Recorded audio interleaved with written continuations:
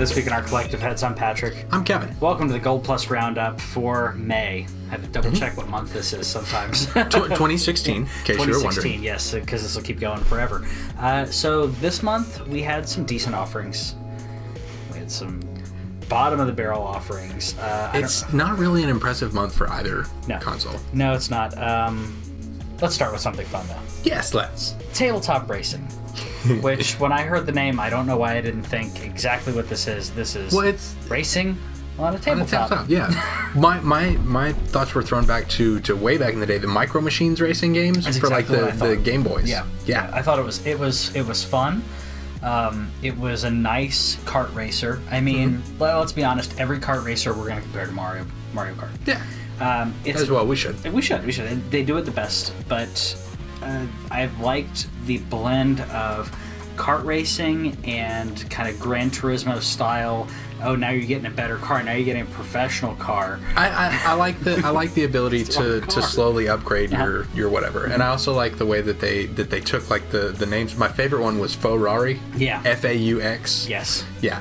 That's just awesome, and there's also a lot of references to like Don Penguin is one of the bottles of champagne that you see going past, and I like the progression system and how that it makes you feel like you're working towards something even while you're having fun. Exactly. And the weapons are fun but not overpowered, and the driving itself feels good.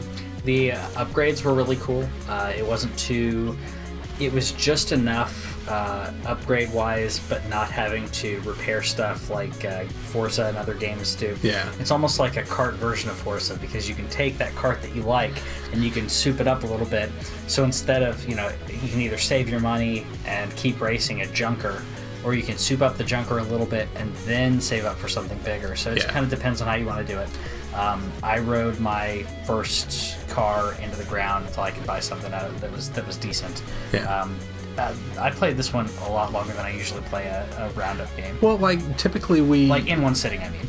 Yeah. Well, typically we get a good chunk. I mean, we have Grid 2 this month. Yeah, we do. And we usually get a racing game or two, but this one I feel like is more of a I think the appeal of kart racing games is that they tend not to take themselves seriously, and this one definitely doesn't, and that's what allows it to be fun. Yeah, I really enjoyed it. I'd say grab it and have fun with it.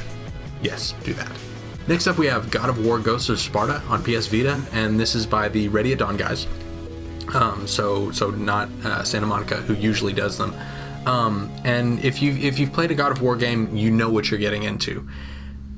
But the thing that I was really impressed with was that it really did feel like a God of War game, because this was originally released on the PSP, and so there were a lot of restrictions back then. Like they didn't have as much versatility as you do with the Vita, but they made it feel like a God of War game. You've got the mini games, you've got the QTEs where you have to push whatever corner it's putting on, and that's one of the best ways to do it, because it's telling you to push a button, but it's also putting it at a place on the screen where intuitive. Very intuitive. And so it can be a little more complicated without feeling unfair. Yeah, exactly.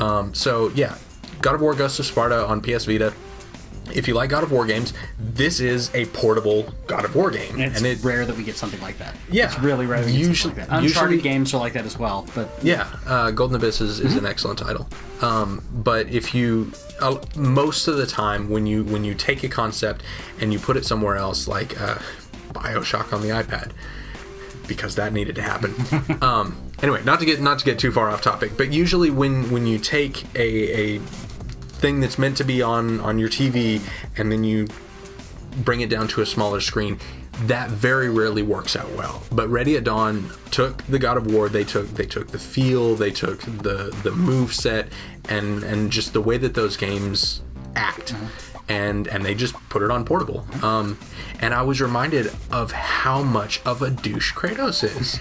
Like, it doesn't even matter if there's any advantage to him. He'll just pull a guy's arm off for being in the wrong place at the wrong time and drop giant rocks on people's heads. Kratos He's a mean guy. He is very not nice. I do not care for him, and I do not want him to be my friend. I was going to say he's like Hercules in the myths, if you've actually read any of the myths. He's like Hercules in the myths if he never decided to redeem himself. And he was like, I'm just going to kill all of you people. Yeah. I did get to kill Kratos' mom with Kratos. Yep. That was interesting. So yeah, pick that up and play it and chop people in little pieces. Including your mom. Including your mom. We had more tower defense this week. Yeah. This month, I should say. Yes, we did. And it's not bad. Defense Grid 2 isn't bad, but it's not great. It'll maybe hold your attention for a good 20 minutes or so. The first mission, I set up my towers and the enemies were coming in, and I just basically set them up and then upgraded them and waited until it was done. I was not Yeah. I mean, I did the first 3 missions of it and probably shouldn't have even gone that far because it was, I mean, the concept is good, but it just wasn't that challenging. It was trying to be challenging, but I think it was just too simple in the different turrets that you get to shoot aliens.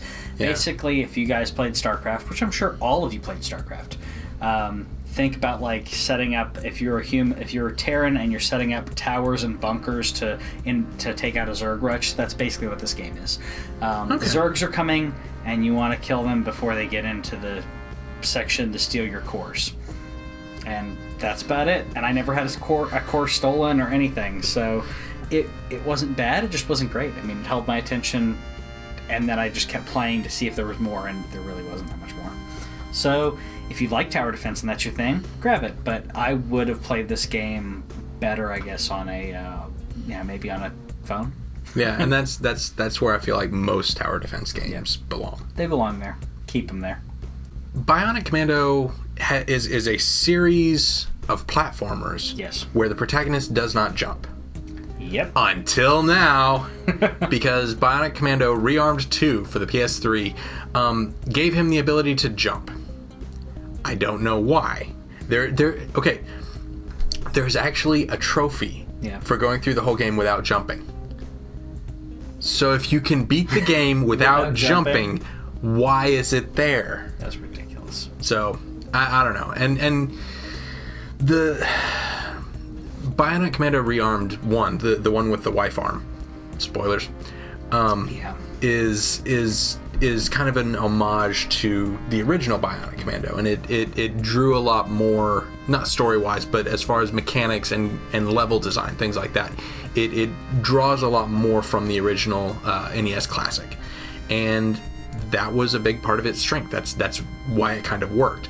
And in Rearmed 2, it feels like that they had this character, and they're like, let's see what we can do with him if we want to relaunch him. It kind of felt like a reboot done by a team that didn't really like the first one. So they want to have their own missions, and like there's a VR section where you're doing VR missions like out of Metal Gear Solid or whatever.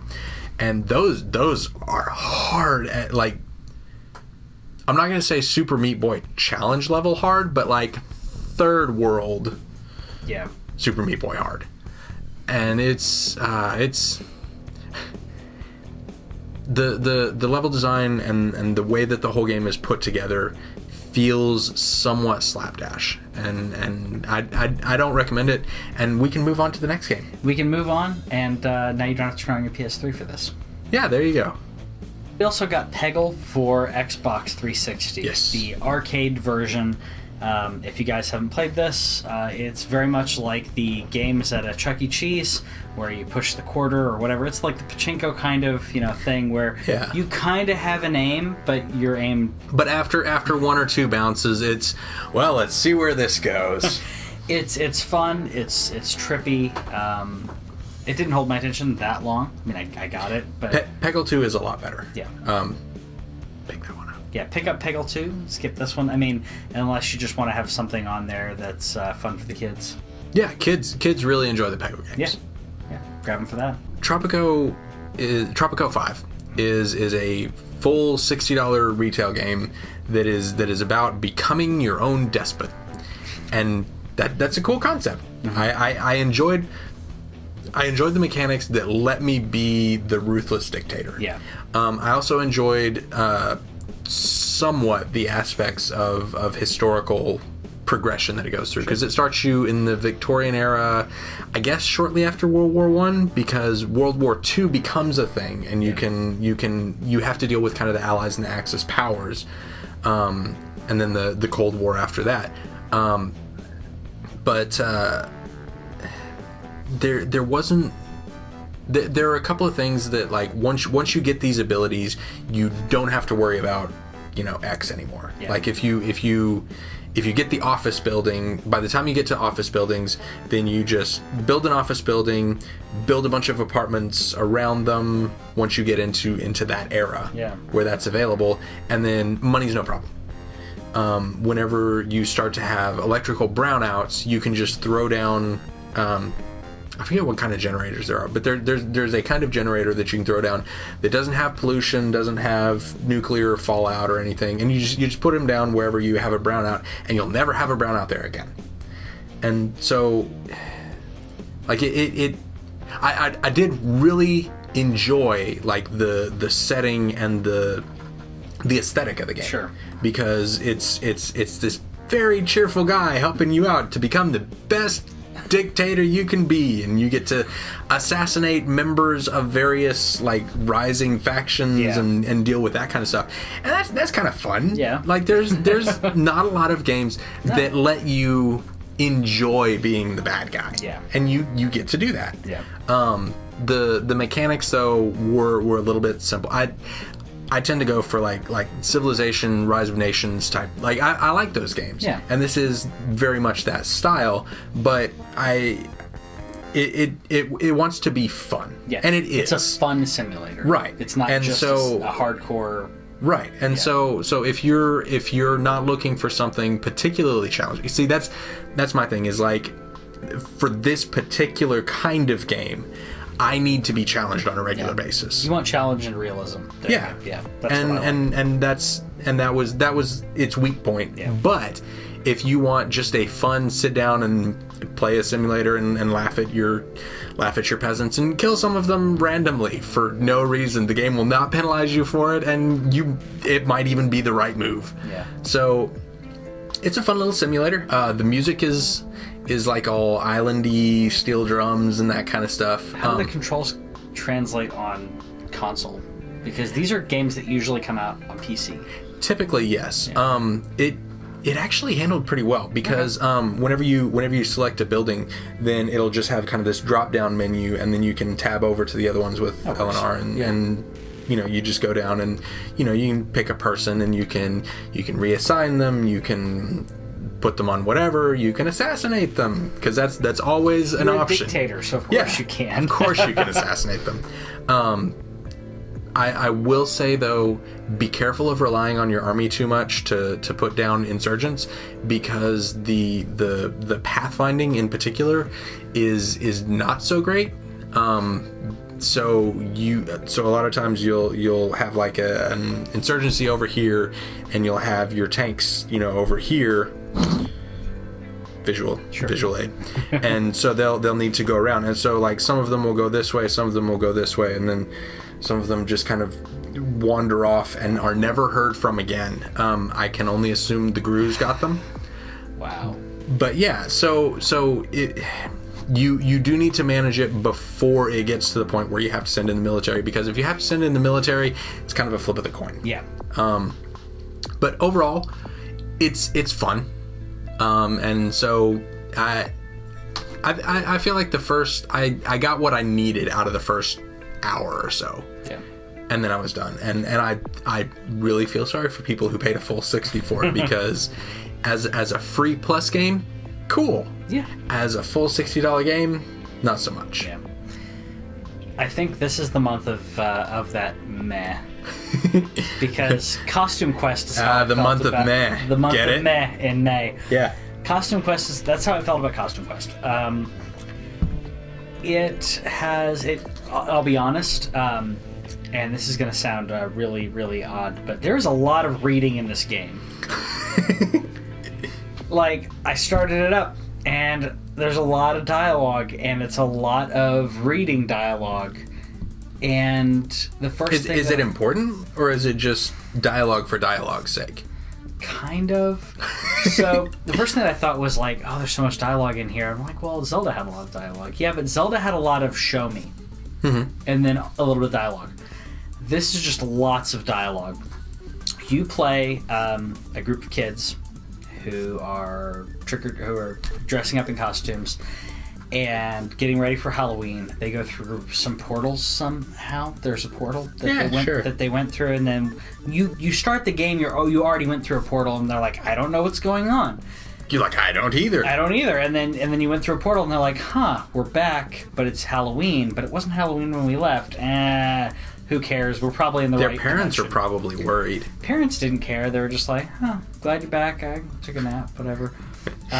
There's a whole thing of like different dimensions kind of thing. Okay. So, they're going to have a Halloween block party, and that sounds awesome. Yeah, and the local dentist is not happy because of candy. Right. Yeah. Took me a second. I got there. Yeah. You can watch the replay of this right here. I figured it out before he said it. That's how this entire game was. So I was like, oh, of course he's not happy. And then in his dialogue, he says something about like, what was it?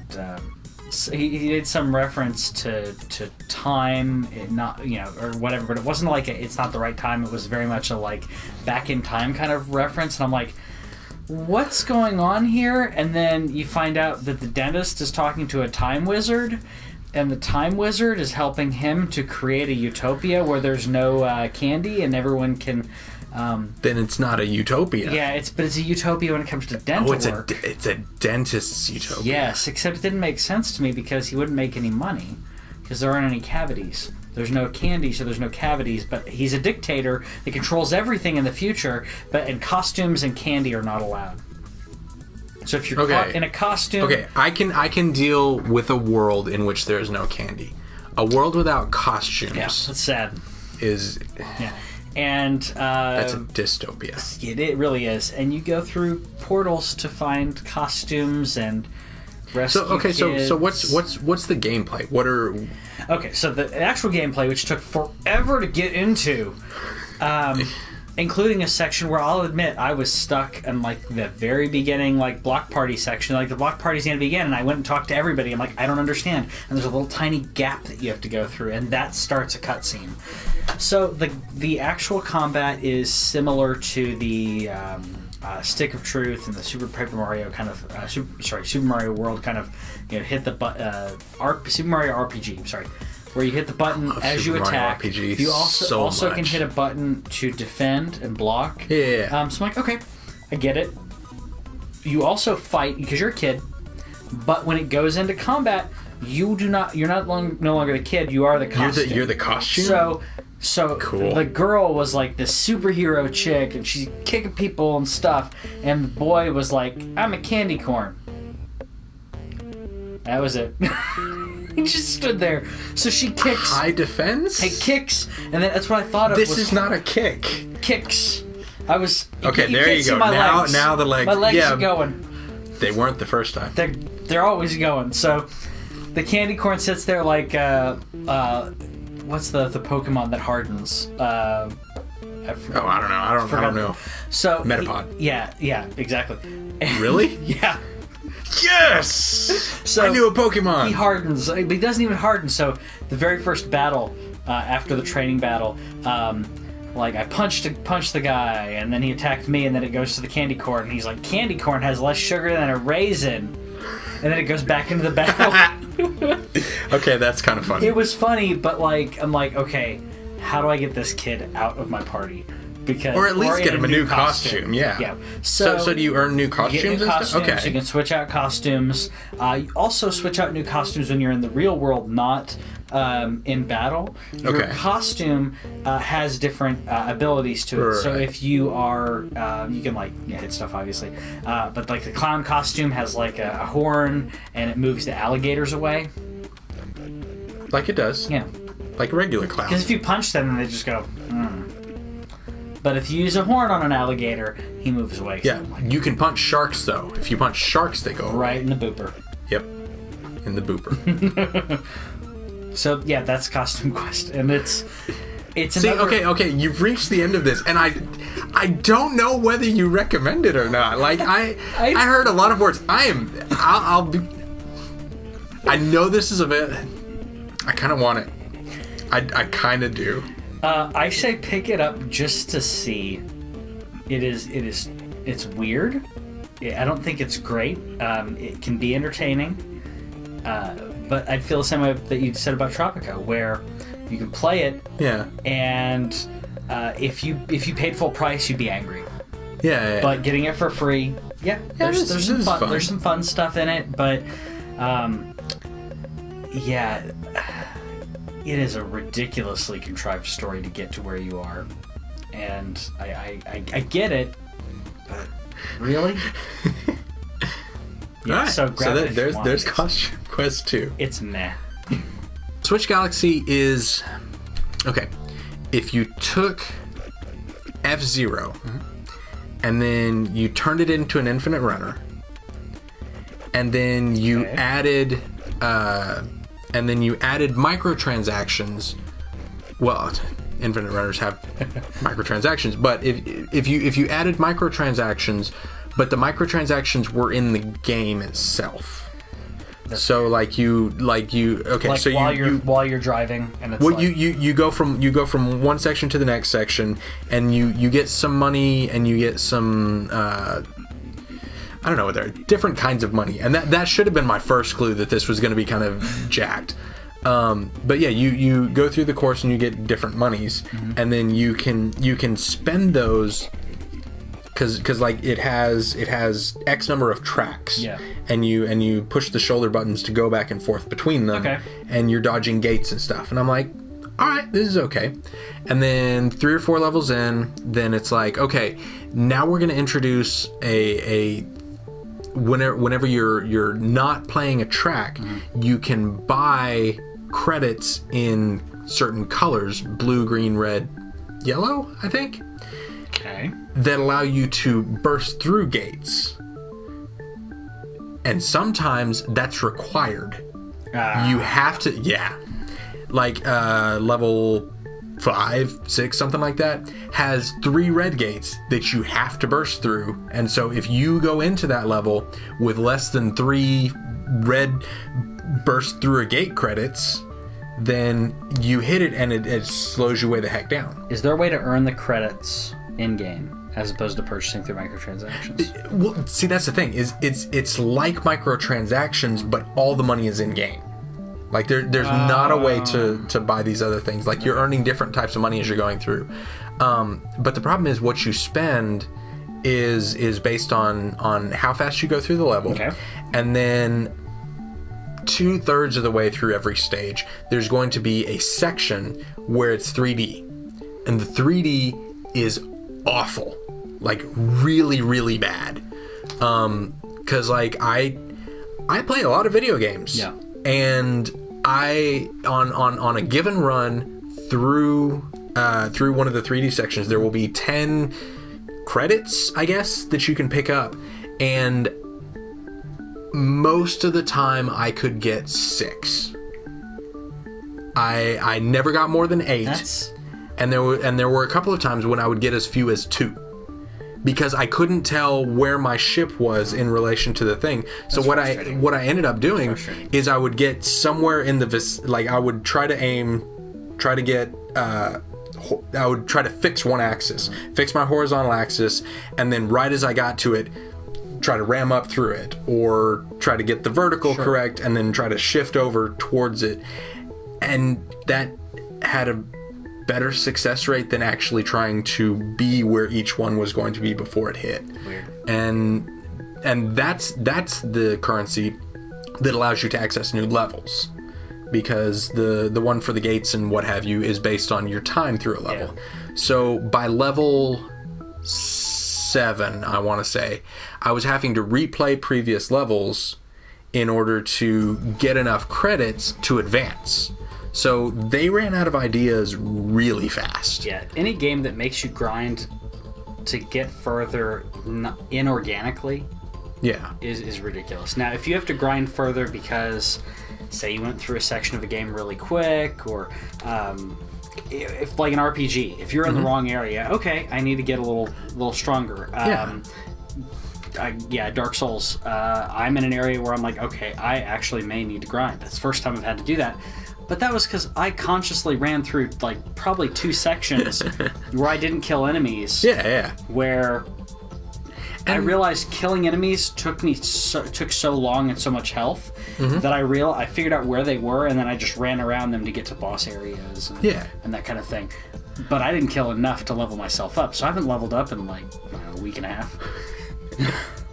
All right. I mean, I'm still doing okay. But anyways, any game that makes you cuts off an area and making you replay areas to get more stars or whatever it is. Is crap. Yeah, and it's a janky game mechanic that doesn't work well. And there's a comic story that pops up sometimes and goes through, and that was kind of interesting, but it goes back to the costume quest thing. Like there was a setup of a fight between a girl and a guy, like in a casino, and like the guy's talking to, like, he encounters a crime boss or something, but like they put forward like it's like episode 2 of Cowboy Bebop, that kind of setting. It's a space casino and big scary mob guys, and okay, cool. But then they sat there and talked for another 2 pages before they got to the actual part where I think my guy gypped the bad guy. But can't even tell. Yeah, because of all the circular conversation and dialogue, I couldn't tell what was happening. Like they actually talked so much that it took me away from the story. And this is a scenario because at the end of that, my guy ran away and blew some stuff up, I think. And so, okay, cool. You can do that in a sentence and a half, show me some flashy pictures, and move on to the next thing. Yeah. And especially when it's not gameplay, and you need to get into these type of games. You need to jump into gameplay quick. Yeah. Speaking of that, I don't know how well this does on PS4. I played it on Vita, but on Vita, there's about a 20-second load screen between the level and playing, and then back to the level select, and then back to playing, and roughly the same amount of load time for the comic scenes. Yeah, and that was not okay, because it would do that, and then it would go to the next page, and there would be like a 3-second loading screen between pages, and that's ridiculous. So it's. I would stop playing just for that. Yeah, I mean, well, I had to because we have a show. So but you don't have to play it. You don't. So you shouldn't. Next game. Grid 2 is another racing game.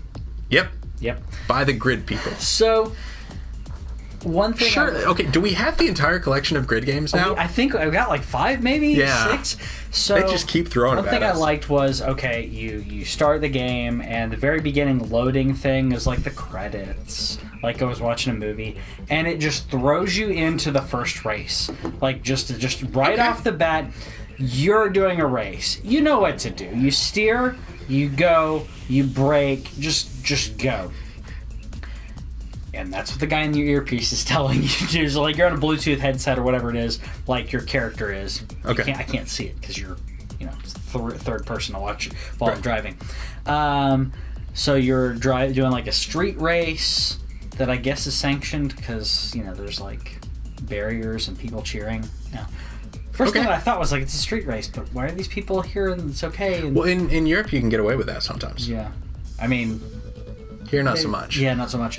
So as an American, I'm like, what's going on? It's cool, but what's going on? And it has I'd watch it. Has a rewind functionality to your driving. So when you hit stuff that you're not supposed to hit, like I do all the time, you can rewind. And it has a limit to how many times you can do it, unfortunately. Right. Unfortunately, because otherwise you could just win. Are you the Prince of Persia? Yes. Cool. You're the Prince that's one of the best like mechanics that I've ever seen put into like a 3D platforming game. Sands of Time is so good. Go play that. Yeah, go play that instead of this. It's not bad. It's a decent racer. Is it the best grid game we've gotten so far? I'll actually say yes, with one caveat. Okay. So you do your first race, and then shows you onto the test track. And the test track, he's like, "Hey, this is how you should brake when you see this sign," and it's kind of showing you some mechanics and some nuance of how to drive. Which, if you put me behind the wheel of a car, I'm decent, but I suck at driving games. So I did that, and then they were like, "Okay, now you're ready for the rest of the campaign. What's your login for your grid, whatever it is, account?" I'm like, what account? I'm playing on Xbox. You have to log in with your account with them. So I created an account. At least with the Obi one, it'll be like, "Hey, do you want to connect your account to the PlayStations?" And I go, "Nope." And I go, "Yeah," because I like the little knife that you get in Primal. It's a cool knife. Oh, okay, yeah.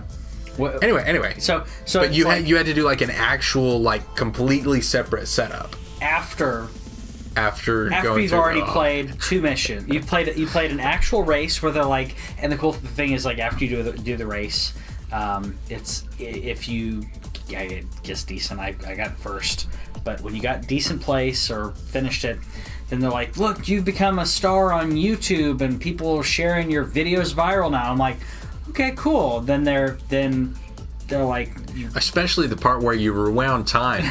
People love that. People loved it. So, it was fun.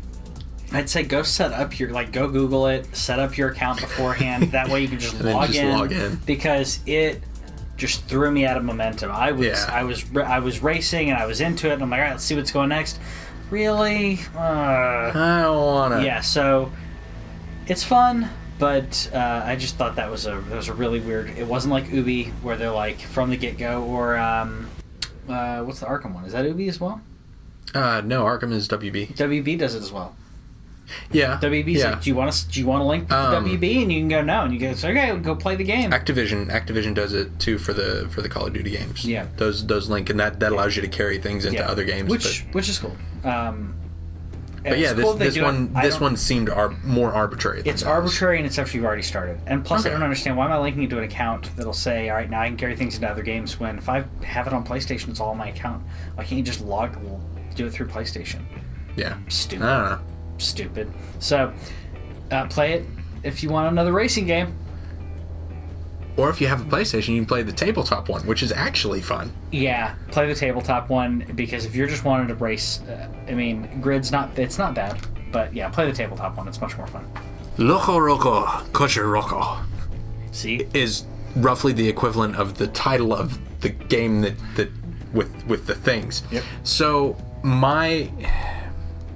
what I really want to do is I want to find some illicit substances. Mm-hmm. I want to inhale them. Okay. And then I want to play and/or watch this game, because that seems like the optimum setting to do this. So because you should take a trip to Colorado. Yes. Or if you live in Washington State, also an option. But yeah, this game is trippy as all hell. Yeah. And I okay, like, for those of you who play a lot of indie games, this is Sound Shapes meets Hohokam. And it was fun. Yeah. I really feel like it is for people who are kind of tripping. Yeah. And it's weird and bizarre and fun, and if you can't enjoy that, don't even bother.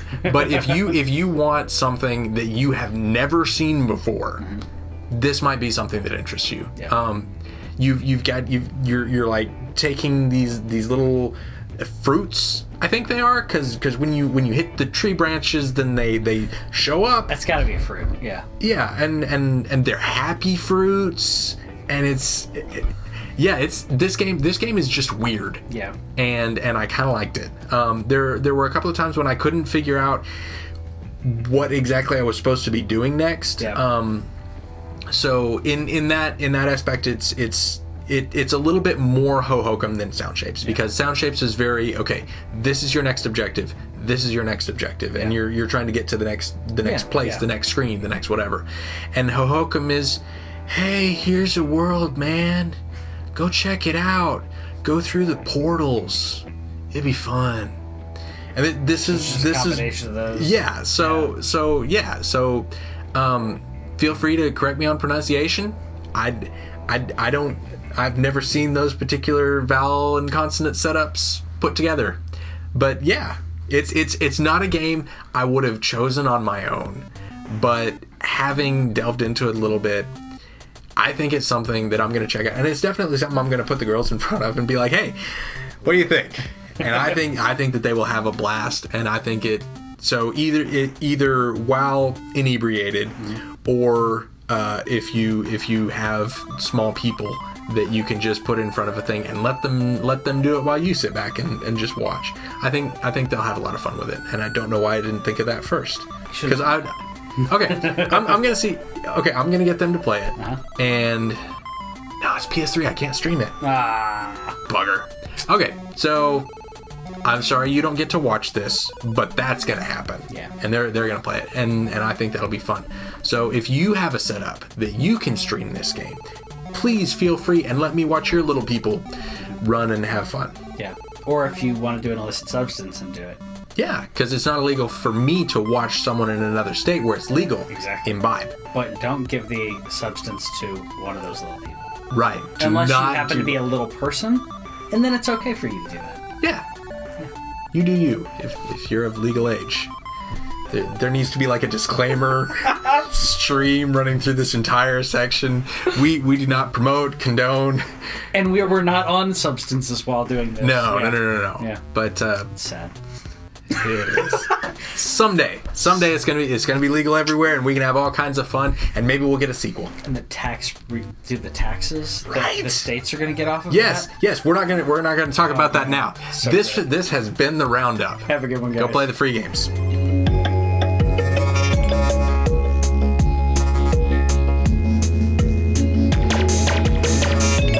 I played a little bit of Peggle, and I played Peggle too. I like Peggle too, except that I had to explain to my girls why the unicorn was farting rainbows.